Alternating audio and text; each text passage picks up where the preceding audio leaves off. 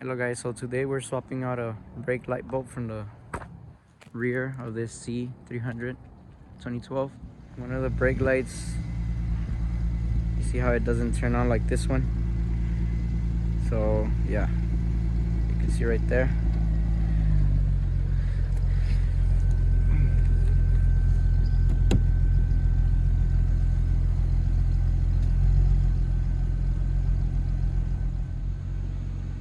There you go, you see how they both turned on, and on this side that one's gone, so we're gonna change that lower brake light.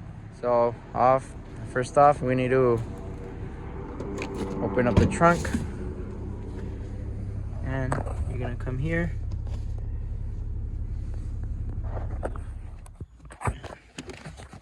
so you come here and you're gonna see this little tab, and you're gonna push, and then this one too.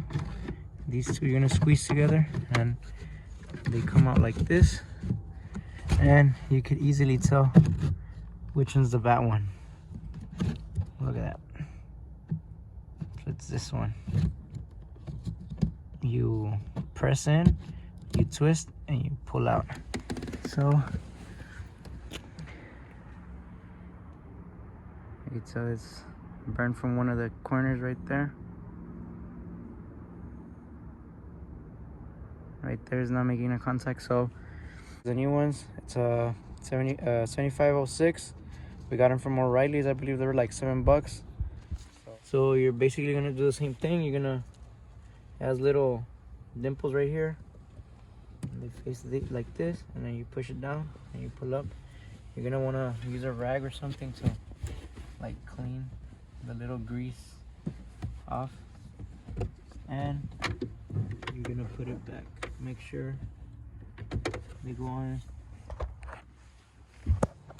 on in the right direction. You don't want to mess it up like this and like that. You see how the bolts go in there, and it clicks back in place,